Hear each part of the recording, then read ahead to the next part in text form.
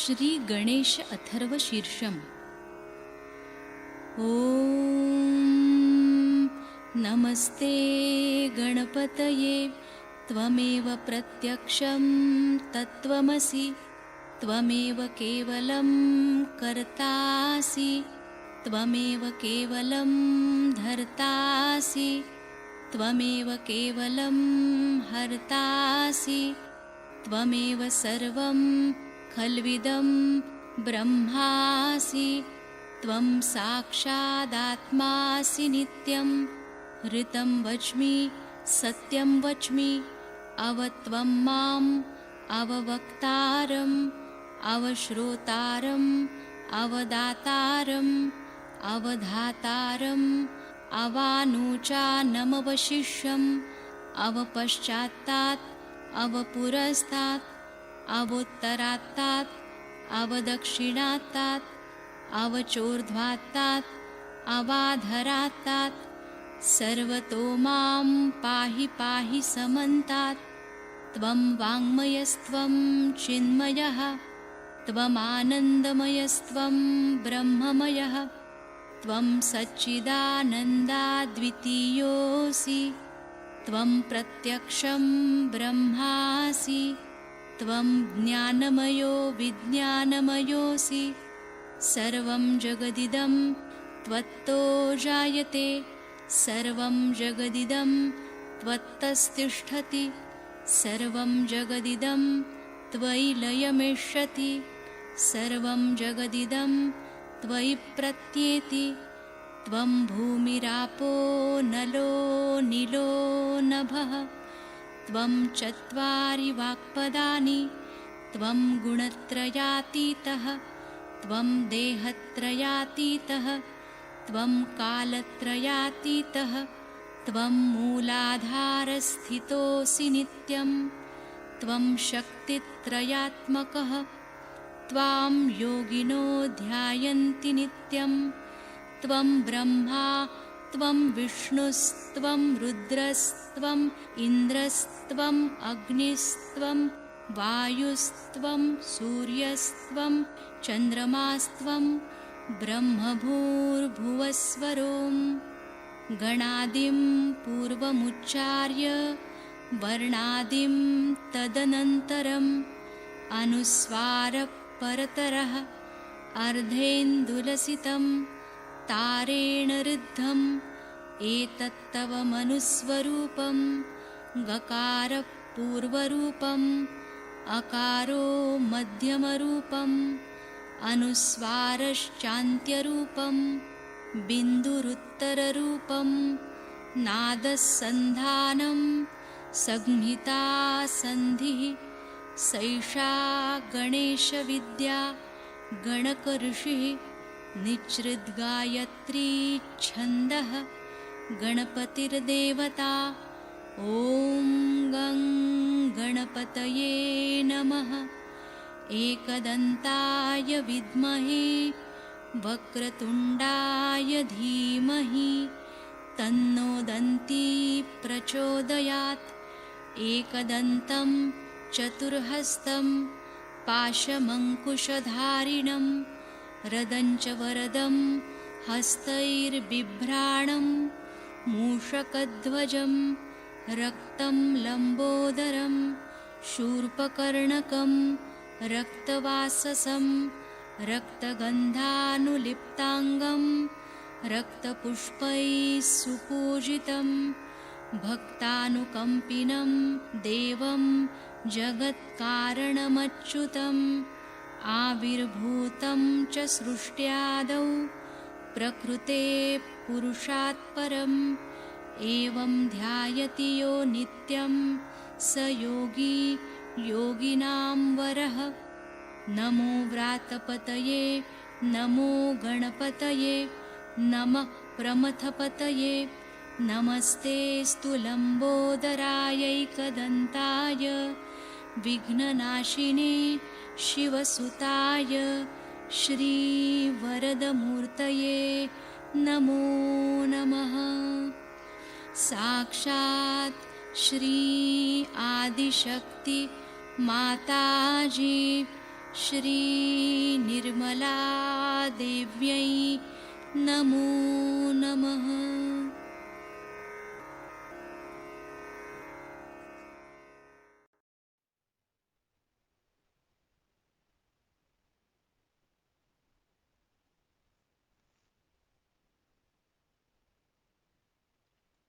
Jai Shri Mataji.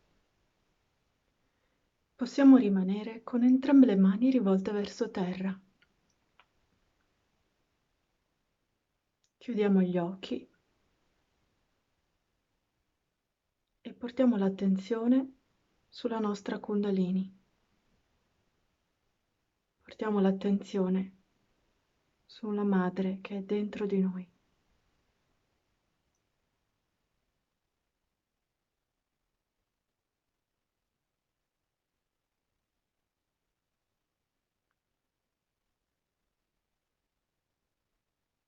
Se arriva un pensiero o qualsiasi altra distrazione, non importa. Cerchiamo di riportare l'attenzione sempre più in profondità. Cerchiamo un contatto con la nostra madre Kundalini. Non dobbiamo cercarlo fuori, ma solo dentro di noi.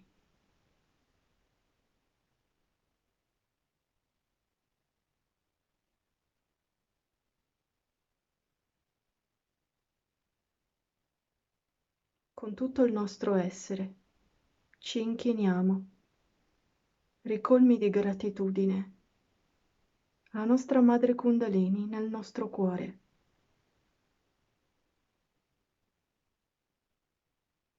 E la ringraziamo dal profondo di noi stessi per averci sempre guidato fino alla realizzazione, per averci ricordato chi siamo sempre stati, per proteggerci ogni giorno.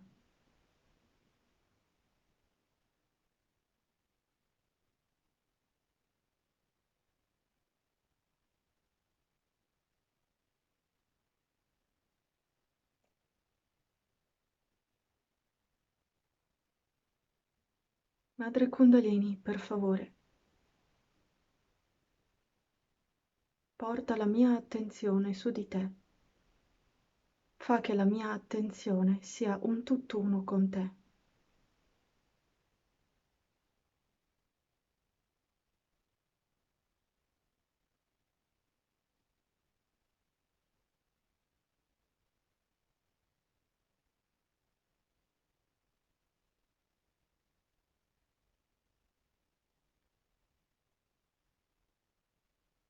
Madre Kundalini, per favore, allarga sempre di più la mia Sushumna Nadi e per favore purifica completamente tutto il mio sistema sottile.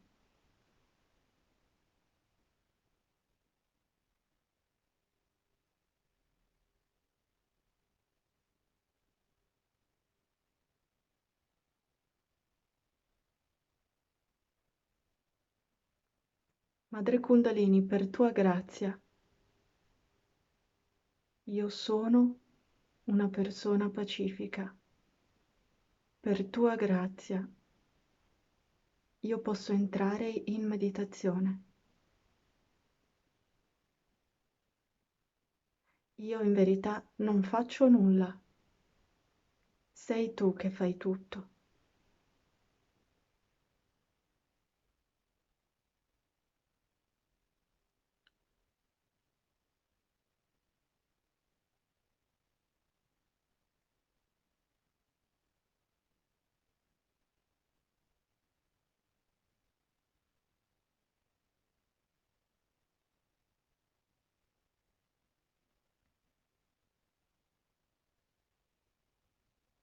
Madre Kundalini, per tua grazia, fammi percepire l'innocenza e la castità dentro di me. Ti prego, elimina qualsiasi negatività, qualsiasi possessione, qualsiasi pesantezza. che copre e ostacola queste qualità dentro di me.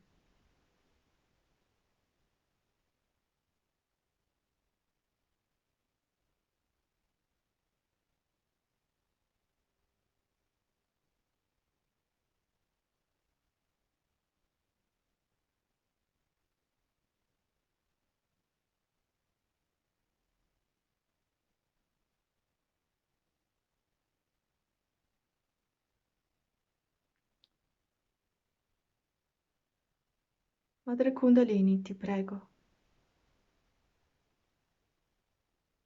Madre Terra, ti prego. Per mezzo di questo potere della gravità e della forza della Terra, per favore, purificate completamente il mio Muladhara Chakra.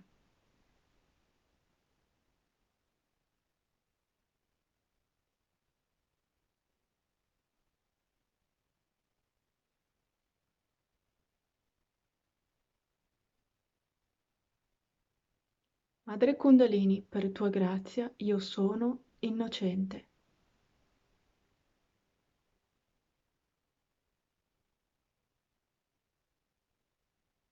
Madre Terra, tu che sei la consorte di Shri Vishnu, tu che sei ricoperta di foreste, gli oceani e le montagne e le valli sono le tue vesti e i tuoi ornamenti. Ti prego, perdonami, perché io ti tocco con i miei piedi.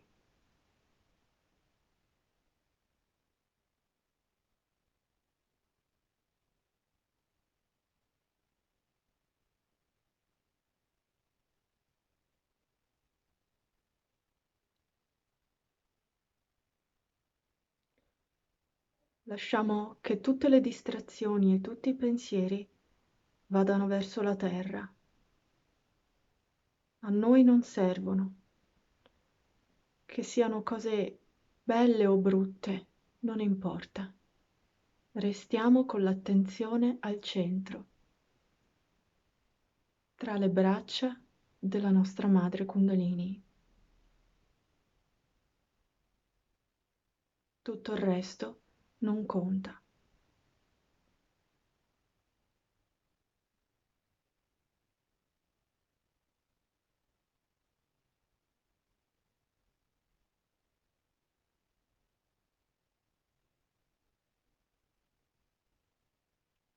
Madre, ti prego, elimina qualsiasi ostacolo alla mia meditazione, che io ne sia consapevole o inconsapevole.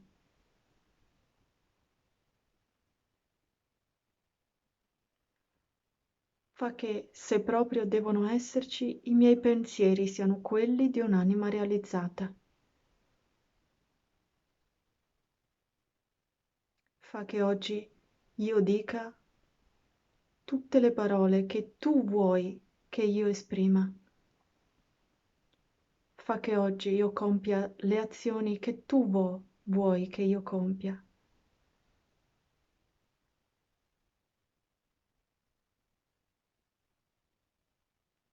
Fa che io ascolti e che io interiorizzi solo il Dharma.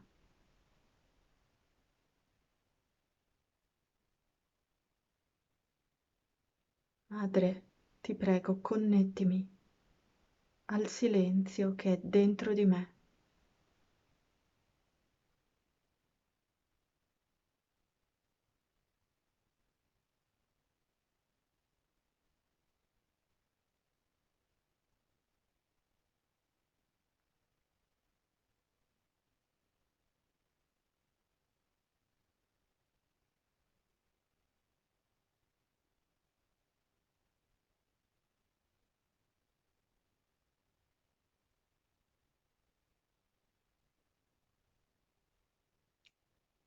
Ora portiamo la nostra attenzione sul Sahasrara.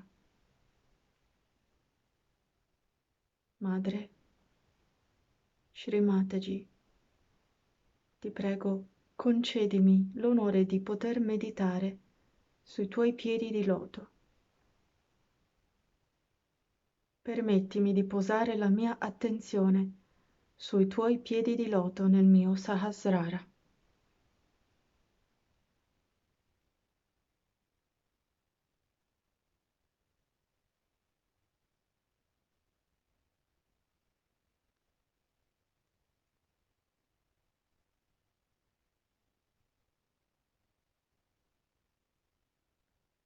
Madre, tu che doni la liberazione da tutti i mali, dai cicli della vita e della morte, ti prego, stabilizza in me la realizzazione del sé.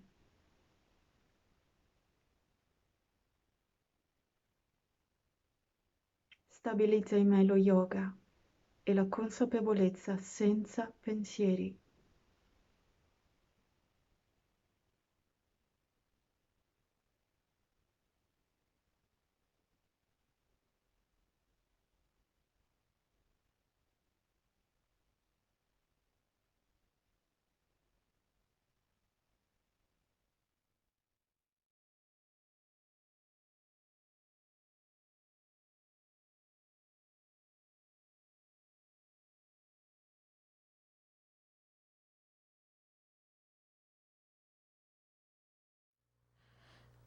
Now, of course, it is also true. The second point is that in Sahaja Yoga you have to become.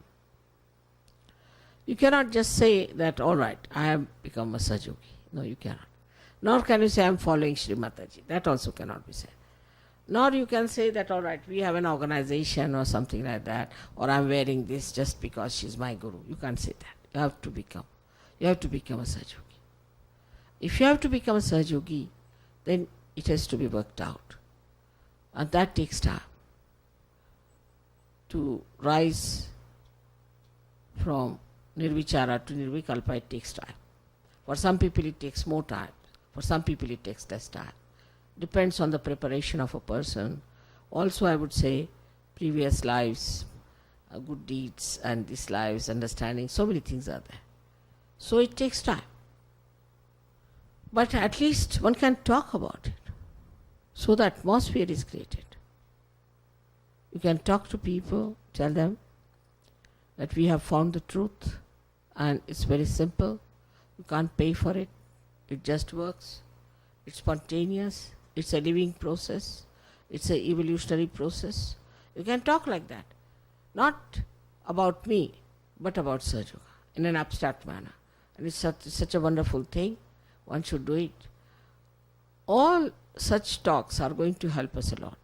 Though I would say those who listen to you may not get realization. But at least in the atmosphere it will be. And that is going to help us a lot. If it is in the atmosphere, people know that there is something like this coming up.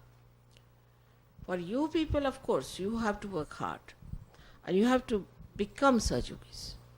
Becoming is a little bit a difficult task sometimes, because there's this great Mr. Ego, or maybe certain conditionings, you see, that people can't give up. And that they find it difficult to get out. But if you know how to raise your Kundalini, she will manage it. She knows how to do it, and she will give you that status. But first and foremost thing is to meditate and to raise your Kundalini. Meditation is the only way you can grow. There's no other way out. Because when you meditate, you are in silence. You are in thoughtless awareness. Then the growth of awareness takes place. Then it opens out. But if you are thinking, supposing there's a lake and the lake is completely in a turmoil, nothing can grow. But supposing it is silent, then lotuses can grow, anything can grow in it. In the same way, if your mind is agitated and your growth is not yet fully expressing itself, then it's such a vicious circle that you are agitated and your growth is hindered. Again you are agitated, your growth is hindered. So the best way is to take to meditation. When you take to meditation, this turmoil will settle down. And when it will settle down, your growth will take place. After meditation, you will feel definitely that you have come out very well, you have grown very well. But for that, one has to be very honest. You cannot force people to be honest. That's one thing you can't do. You have to be honest to yourself. You have not to be hypocrite. You have to see for yourself that whatever you are doing is for your benevolence, is for your good, and that you have to do it because it is good for you to begin with. And then for the good of the humanity. You are doing for the good of the humanity. Now, some people who come for the first time will have lots of doubts because of ego. They have lots of doubts because of ego. How can that be? How can this be? All kinds of things they ask. Now, you have to say that first of all, you develop your insight. You develop your enlightenment. Your light is not sufficient. In the light only there are no doubts. Supposing in darkness you think that this table has no cover. It's all right. You can think whatever you like. But when there is light, you see for yourself there is a beautiful cover on top of this table. In the same way, it happens to us that we have to achieve a state. And once we achieve that state, then there's no question, there's no doubt, there's nothing, and you become so empowered. It is such a simultaneous thing. It works as soon as you achieve something, it works. When it works, then you are convinced. I'd say it's a very beautiful new chain starts within yourself, and then you really start enjoying your joy of yourself. Now, it is for your gain you have come to Sahaja Yoga, not for anybody else's gain. First of all, your gain. And once you gain something, then you can only help others to do something about it. So, it is important to understand the first rule of Sahaja Yoga is that you look at yourself. How are you? Are you really progressing? Or you are worried about other things like your business, this, that. Or you are worried about your ascent. What are you worried about? Are you worried about your ascent? If you are worried about your ascent, what are you doing about it? That has to be the main object of life. The rest of the things follow it. Once you ascend, the whole cosmos can look after your problems. But you must ascend into the kingdom of God. That's the main point is. So, first of all, you have to ascertain about yourself. Am I ascending? Am I transforming? Am I giving up all my bad habits? Am I getting rid of my temper? Am I getting peaceful? Am I now sweet? Or am I now still the same horrible criticizer of others? Just put your attention to yourself and see for yourself. It's like a mirror. You start seeing yourself in the mirror, what's wrong with you. And then you try to correct it. Now, second point is that you must see your vibrations, what centers you are catching, yourself. For that you have to give yourself a bandhan. You give yourself a bandhan and see for yourself what's wrong with you. When you give yourself a bandhan, you will know about your chakras. And you'll be amazed. So that is how first pay attention to yourself. You find out what's wrong with you. Some of you might be having terrible ego. Then maybe you might be having a very bad Agya Chakra. Then you should find out, have you got Agya Chakra? This is ego. Then there's a very good remedy in Sahaja Yoga, which may look ridiculous, but it's very good remedy, is to beat yourself with shoes, as they know is the beating with the shoes. It's called as a shoe treatment. Now, then you have to go further. See, you find yourself that your right side is hot. What you do is to put your right side towards the photograph and left side up towards the ether. The ether takes away the heat. But what actually happens is that your right side gets the vibration and the heat is pushed towards your left and passes out into the ether. Now this heat comes from too much futuristic living. Those people who are too much futuristic, they have too much heat. And too much heat has to go away. And when this heat starts going away, then we are amazed how it works. For that there are various things we have to use, but mainly for right-sided people, they should not use any light at all. They should not sit in the sun. They should sit in the moonlight. They should read some poetry. They should not tie up watches. They should not look at time. They should allow the time to pass, and they should just become very sort of emotional people. They should sing songs of bhakti. They should not do hatha yoga. There's so many things they should not do if they are right-sided. You'll be surprised how people have been helped through this kind of a treatment which treats one side of your being. The left-hand side people are the people, as you know, are the ones who are docile, who bear up lots of things from others and cry and weep and all the time, are on the loser's end. Such people have problems also because all their organs are lethargic and they have problems of a lethargic heart, lethargic liver, lethargic intestines. Everything becomes very lethargic. All these left side things can be cured. Plus they might have some sort of a badha in them, in the sense they are possessed by someone. Of course, some of them are possessed by right side also. Not that only the left side is possessed, but from the right side also they are possessed. And left-sided possessions are of a peculiar type because they give you pain in the body. You get pains in the body. A right-sided person doesn't get any pain himself. He gives pain to others. He's very sarcastic, he's very aggressive. He troubles others. But the left-sided people have pains themselves. They get pain here and a pain there and pain here. So left side is to be cleared, as you know very well, through the light. Light is put before the photograph, left hand towards the photograph, right hand on the Mother Earth. So the left hand gets the light and the light passes through, and the negativity of the left side passes through the right hand, and the right hand is on the Mother Earth. The Mother Earth is the one who sucks in all these negative forces of the left hand side. So these are the two sides which we clear. But once you have cleared these two sides, then you can use the photograph.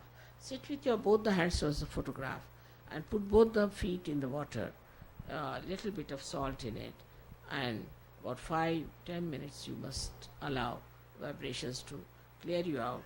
Then wipe your feet, put the water properly into some disposal, and then sit down for meditation.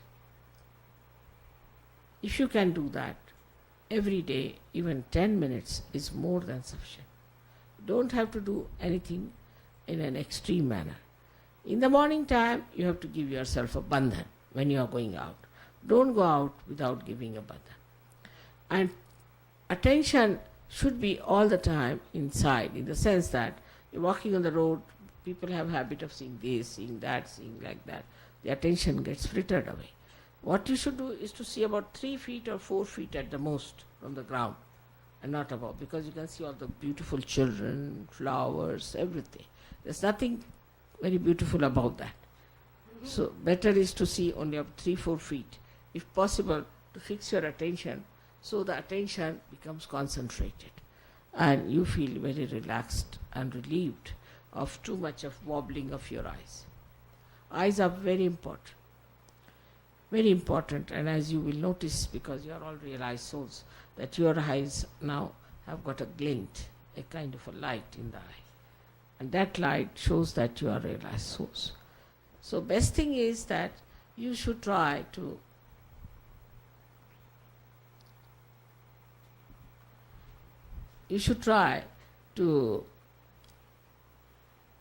put your attention within yourself to see for yourself how far you have come through your vibrations. Know yourself, what is required in you. First and foremost thing, the light has to be clean. Then see how far you can reach your light. how far you can increase your dimension, how far you can go with others. I hope this small little explanation about your meditation and your method of rising and ascending will help you to grow further. But I don't mind if you have any questions, I would like to answer them. May God bless you. May God bless you. May God bless you. Mataji, it's through meditation and through using the fire and we try to be thoughtless awareness and we try to control our thinking. But many times what happens to me is even though I meditate and thoughts come into my head, they just come all of a sudden. And I know they're not part of me. Is there a method to control these thoughts even though we do meditate? See, you must raise your Kundalini. Try to raise it. Put your attention to your Sahasrara. Say, Mother, come in my head. As soon as Kundalini crosses the Agya, you cannot have those thoughts. You should allow this simple method also. That if you see any thought coming in, you should say, I forgive. I forgive is a very big mantra. Say that, thought will stop.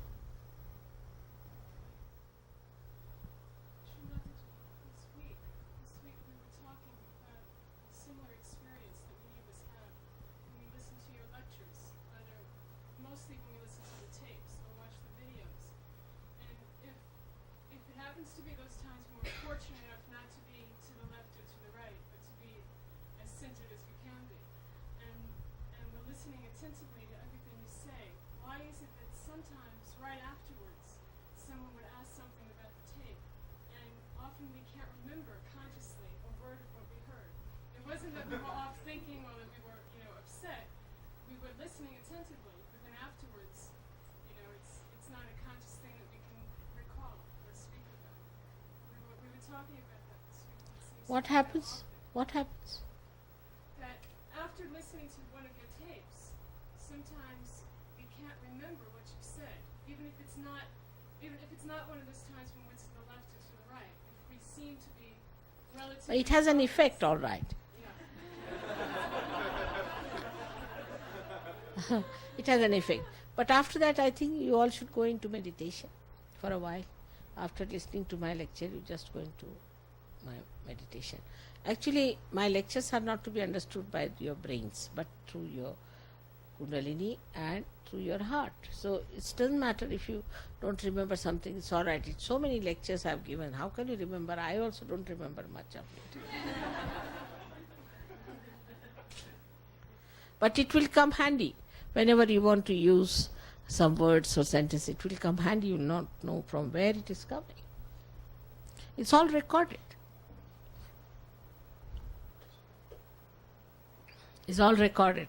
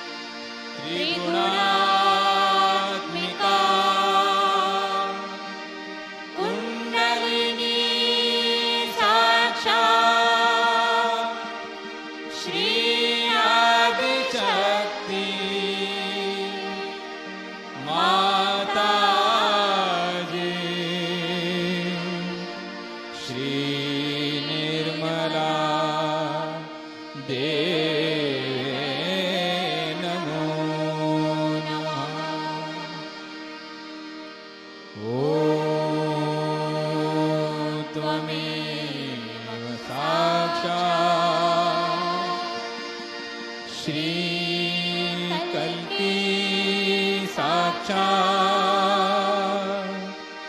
Shri Adishakti माता जी, श्री निर्मला देवे नमो नमः। ॐ त्वमेव साक्षात् श्रीकल्की साक्षात् श्रीसहस्रार स्वामिनी मोक्षप्रदायिनी